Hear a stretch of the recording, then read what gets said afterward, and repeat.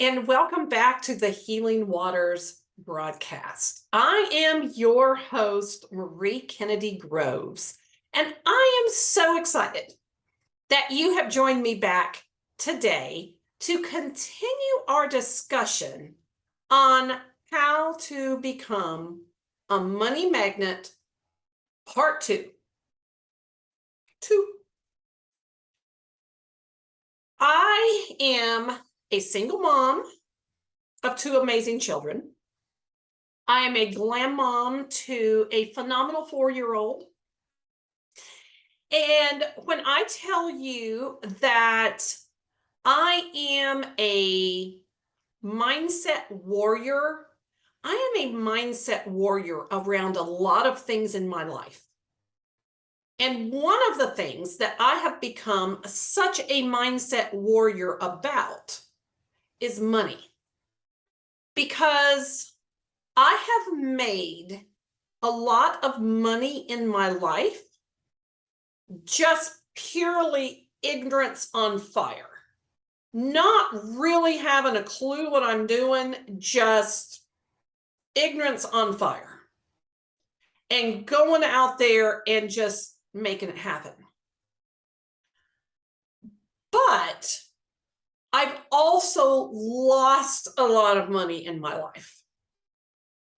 I have had what so many of you would say is a lot of failures when it comes to money. But I don't consider those failures. I consider those learning experiences, a lot of things of what not to do. And so as I am rebuilding my wealth back this time, literally starting over at ground zero. I went through a divorce about maybe 10 years ago at this point. And when I tell you I started at ground zero, I started at ground zero and had to work my way back.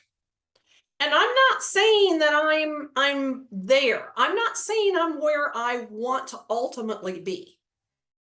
But let me tell you, I am on my way. And I am rebuilding back so differently than I ever have before. Because I have learned and I've studied and I have absolutely immersed myself into the laws of money. Because I want to build back differently this time. I want to not just be ignorance on fire. I want to be knowledge on fire. Knowledge that I put to work so that I work smarter, not harder. Because I've done a lot of hard work to make the money that I've made in the past. Now I am in a season, and I did a broadcast on this if you want to go back and watch it 2 or 3 weeks ago. I am in a season of ease and flow. And what I mean by that is I'm working smarter, not harder. I'm in the flow. I'm in the ease. I'm letting it flow instead of fighting and struggling and striving for everything. Because, my beautiful friends, we don't have to do that to make money and build wealth. So this is so near and dear to my heart that I literally made this a 2-part series. Who knows? After today, it may go into part 3. We'll see how much we get through today. But this is so near and dear to my heart and is literally talking about right now where I've been living and where I've been living over the past few years. that I'm excited to share this with you, because if I can help one person stop striving and begin to attract the money and begin to become a money magnet, you have no idea how excited that makes me. So I am a life coach, and I'm going to tell you a really quick story around this as we get started. So I had a gentleman come to me, this was months ago, probably about a year ago, that had hired me for life coaching. And one of the things that he was really working on was his business. He really wanted some life coaching around his business. Like myself, he has had great success in his life, and he's also lost a lot successfully, or on the work end of life. Not made such great choices, and he was really concerned that this time around he built differently. The same thing that I'm doing. So we had a lot of connection and a lot of similarities in our stories.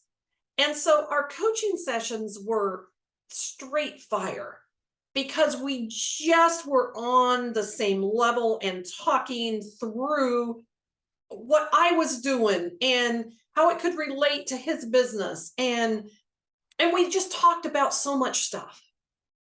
And I started talking to him about the things that I'm talking to you on last week's broadcast, and again on this week's broadcast, about becoming a money magnet and not being scared of money, and stop thinking that there's this big lack of money and, oh my gosh, what if I run out of money, or what if this doesn't work, and you're all focused on the what if it does work? What if it's the biggest phenomenal success that you've ever had? What are you going to do then? There's what ifs on both ends of the stick. We talked about this, but we talked in our coaching sessions about changing our mindset around money and becoming a money magnet. Now, I'm not going to share a lot of details about him, except this. We had a conversation a few weeks ago, and he said, Marie, I need to tell you something. Last year in my business, I made $300,000.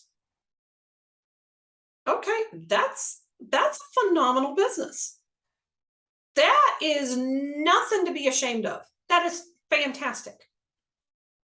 But let me tell you what he told me that he's made already through this year. And this was probably in August. Okay, so he still has the rest of the year to go. He said, I need to tell you that I've already this year hit $1 million. And he still has the rest of the year to go. Let me tell you, my beautiful people, your mindset around money matters.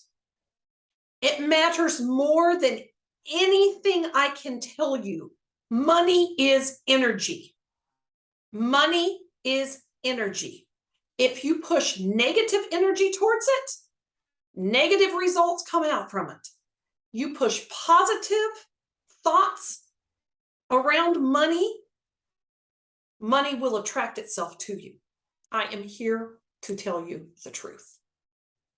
Okay, we are going to take a short commercial break, and then we're going to come back and dive right back in to more laws around money. Okay, so if you have not, click the donate button.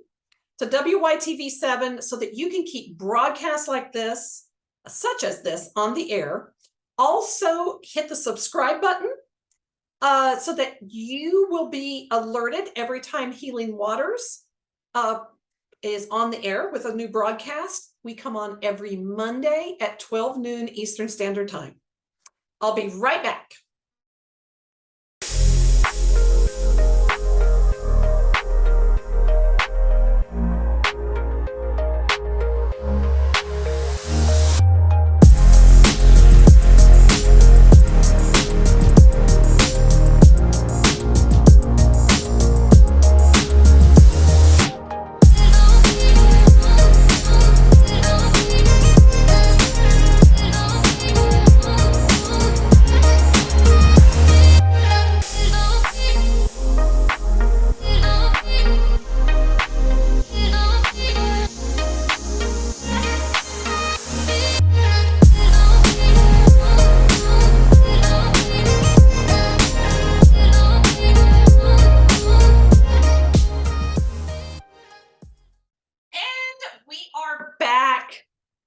So if you did not listen to last week's broadcast, go back and listen to it. But we were talking about changing our mindset around money.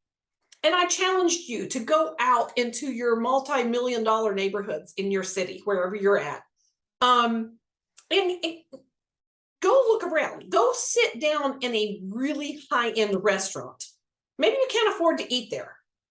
Order a drink and just watch people spend money. $50 steaks. I mean, like, it's nothing. I told you to do that so that you could start changing your mindset around that money is flowing freely, my friends. Money is flowing freely. There is not a lack of money. There is a lack of belief between your two ears that you deserve the money, or that you have a right to the money, or that money should come to you. You have a scarcity mindset around money, and money is running from you. If you're struggling, money is running from you because you're scaring it away by, oh my gosh, what if I run out? Oh my gosh, what if I don't have enough money to pay my bills? Oh my gosh, I don't have money for this. Oh my gosh. You are so focused on not enough that it keeps presenting itself to you that there's not enough. How do I know this? That used to be me. So I'm going to give you another example. One of the things I started doing, I told you this little story last week about that a lady that I was working for at the time that I was really struggling with money, had cleared out her closet, and she gave me bags and bags and bags of clothes. And I was so grateful for these clothes. They weren't really my style, but I was just grateful for clothes because I wasn't spending the money on myself. I was making sure my kids had clothes. Anyway, there came a point several years ago that it just, I call it God. You can call it higher power, the universe, whatever you want to call it. But I felt literally it drop into my spirit that I needed to start clearing out my closet of all these clothes that I had hung on to that had served me for a season, but that I was no longer in that season, and that I needed to make room for better. And that as long as I was holding on to those, I would not have room for better. And it was really what I realized. It was more about the mindset of the belief that I deserved clothes that I really loved and felt good in. That I felt like I deserved nice things. there was so much around this. And I went into my closet and I started just taking the clothes off the hangers that I didn't wear, that I didn't feel good in. And I started folding up the clothes. Again, I totally believe that energy is around everything. And as I folded up every shirt, every pair of pants, every dress, I said, thank you. You have served me for a time. Now I'm going to release you and let you serve someone else. I bagged up bags of clothes that no longer served me. And I thanked them for serving me for the time that they did. And I hauled them, I think I gave them away to veterans. And there was this release that came over me because I was like, oh my gosh, I have cleared my closet for new. I have cleared my closet for better. I have cleared my closet for things that fit me today, that fit my personality, that are fun, that are all these things. But I had to clear out my old way of thinking so that that could move in. Can I tell you that today, my closet is so fun. I don't have a ton of clothes. You may think, oh, I bet she has a closet full of clothes. I don't. I have some really fun items that I have collected over time. So here's a little game that I play with myself, because you can only wear so much clothes, okay? My belief system, whenever I go out and buy a new shirt, I come home and look through my shirts and say, okay, what shirt in my closet currently do I really not wear anymore? Or maybe you know how you just kind of wear it out and you're just like, it's not me, or maybe that's not my style anymore. I will fold it up, thank it for serving me, and I will put it in my pile to give away. So every time that I replace every time I buy something new, I try to get rid of something to replace it with. Now, that's not 100% of the time, but I just try to keep that, so to keep myself cleared out. So as we are talking about this, I want to talk just here briefly. This could be a whole broadcast in itself, and maybe I need to come back and make this a broadcast all on its own. But sometimes a poverty mentality has come from religious beliefs that you've been trained in, or maybe you've been raised in. Somehow, there is a lot of religious segments out there that teach you that being in poverty is somehow some holy grail of life.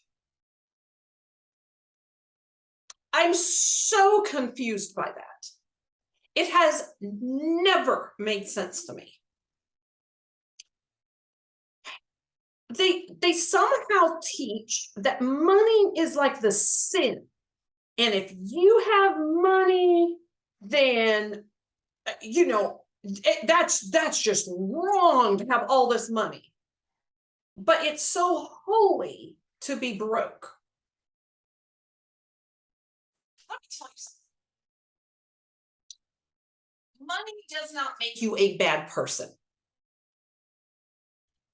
Money magnifies whatever type of person you already are.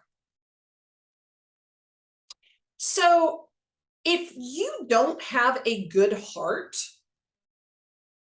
then money's going to magnify that. If you have an amazing heart, money's going to magnify that. Money does not make you bad.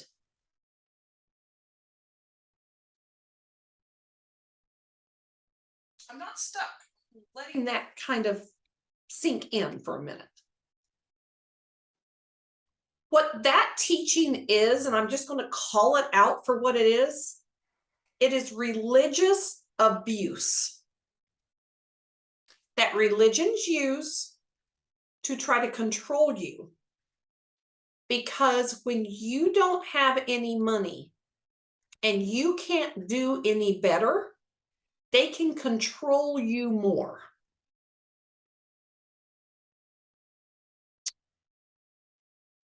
That teaching is not biblical, my beautiful people. It is not biblical.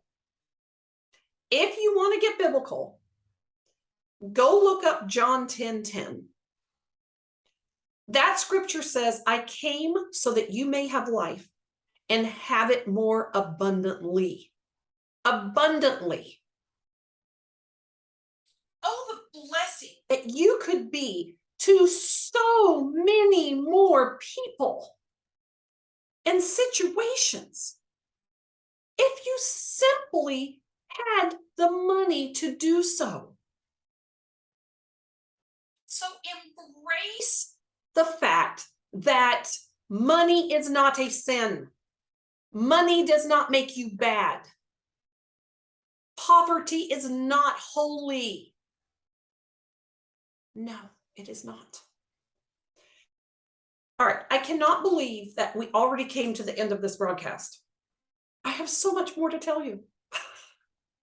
So I guess we're going to do a part 3 because I just have so much more to talk to you about surrounding being a money magnet. So if you would like to connect with me, if you would like coaching around this whole subject of money, please reach out to me. You can connect with me on Facebook. I am Marie Groves. On IG, I am world_changer4life. Or you can email me at mariegroves@healingwaters.info.